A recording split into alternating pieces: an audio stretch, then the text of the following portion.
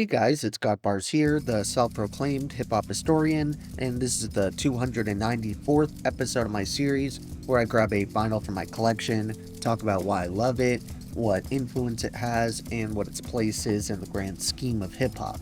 So Cosmogramma by Flying Lotus is one classic that, despite being arguably my favorite LP to come out in 2010, and yes, I am including Kanye's My Beautiful Dark Twisted Fantasy, honestly never even occurred to me as a potential album to cover in the main series on my channel, even though it's one of the single oldest records in my collection, and it's part of the slim group of vinyls I held on to back in the day when I sold my initial record collection in like 2017 or so.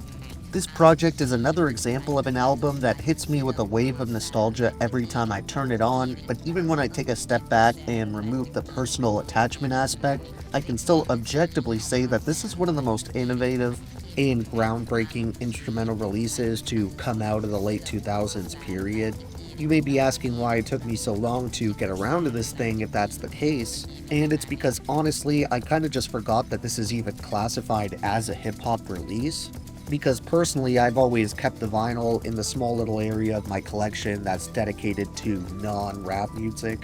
and that's probably due to how, before I sold it for drug money, I also had a copy of Flylo's experimental, absolutely amazing 2014 progressive jazz LP, You're Dead, which may include a memorable Kendrick Lamar guest appearance on the lead single Never Catch Me. But outside of that, the album mostly consisted of lush, innovative musical arrangements, which I believe were composed and even conducted completely by Flying Lotus. Honestly, I could do an entire video just on this dude's various job titles, as he's done everything from founding and heading a successful, highly respected independent label, through Brainfeeder, to venturing out into cinema and making a mark instantly, as he not only got to direct one of the better segments in VHS 99,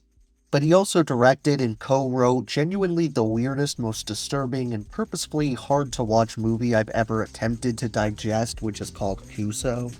This one-of-a-kind piece of art was co-written by comedian Zach Fox, as well as David Firth, the creator of the old, viral, yet creepy YouTube series Salad Fingers, and he's also someone Flylo has worked with multiple times in the past. However, I'm not going to describe this movie in the slightest, because for starters, there really isn't a single moment that wouldn't get the video taken down, plus I genuinely couldn't give a summary of the sequence of events in Kuso with a gun to my head. Flying Lotus also somehow even found the time to develop the rapping alter ego Captain Murphy, on top of building a prolific production discography, where he provided beats for notable projects from other artists, like Wesley's Theory off Kendrick Lamar's To Pimp a Butterfly, SDS off Mac Miller's Watching Movies with the Sound Off, and Danny Brown's Negro Spiritual with JPEG Mafia off of his You Know What I'm Saying album. Cosmogramma is basically an amalgamation that draws from a variety of subgenres,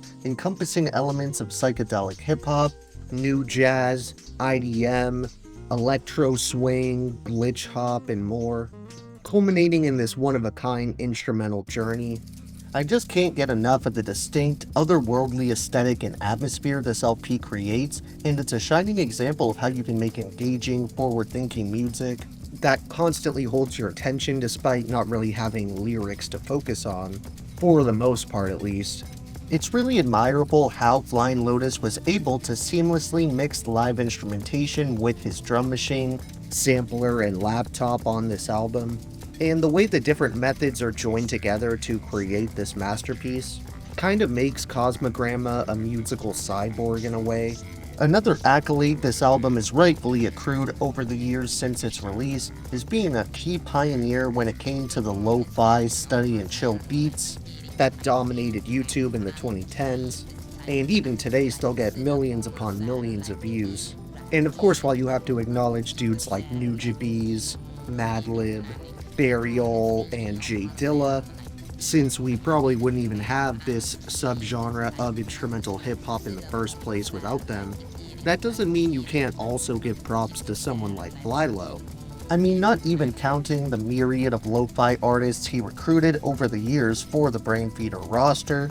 You can take one quick look and listen to the music video for the single Zodiac Shit off this LP, and you'll very quickly notice that the trippy, addicting beat is the exact type of thing you'd hear on like an Adult Swim blocker. Which makes sense considering Flying Lotus has worked with AS on multiple occasions. And there's a good chance any given piece of music you are hearing in between the breaks on that channel is from him, or at least inspired by him. I also really quickly have to mention that the cover art for Cosmogramma is genuinely one of my all-time favorites, and I know I use that kind of hyperbole a lot, especially since I have so many album covers I love. But I can 100% truthfully say that this is one where if I was asked to name the coolest album cover in modern music, I can't definitively say which one I would choose, but I can promise this would be one of the very first to pop up in my head. One awful personal qualm that Flylo was battling prior to and during the recording sessions for this album was the passing of his mother, which tragically came just a little over a year after the passing of his aunt,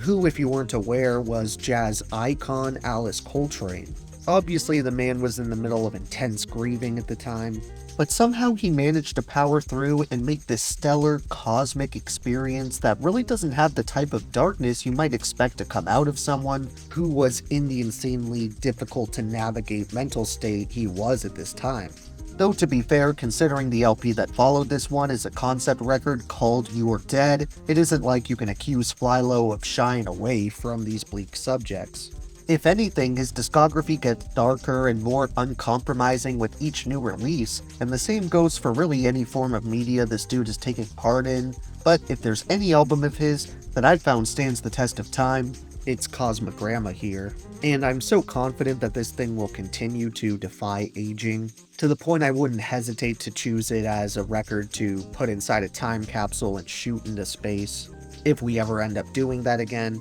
Flying Lotus completely produced this instrumental feat in its entirety, but we do actually have a few guest appearances to give shoutouts to, including Laura Darlington of The Long Lost, Tom York of Radiohead, and the killer bassist Thundercat, formerly of the crossover thrash band Suicidal Tendencies. When it comes down to my 3 favorite tracks on this top-tier collection of beats, even though I'm choosing to hold off on Zodiac Shit since I discussed it already, it still honestly wasn't too easy to narrow down. But while I love every moment on here, there's fittingly 3 tracks that I especially gravitated to upon first listen, those being Computer Face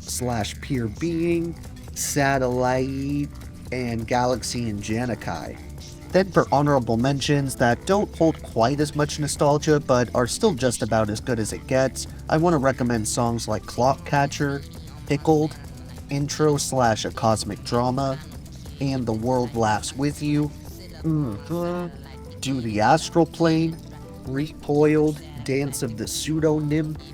Drips / Auntie's Harp, and Table Tennis. Thank you for watching my 294th video. Next up, we have a personal goat of mine who insanely hasn't had a solo appearance on the channel since the very beginning. So be sure to look out for that, and if you enjoyed, be sure to like, subscribe, and let me know what instrumentals you gravitate to most off this journey of sound. Don't forget to have a great day, and I'll see you next time, okay? Bye.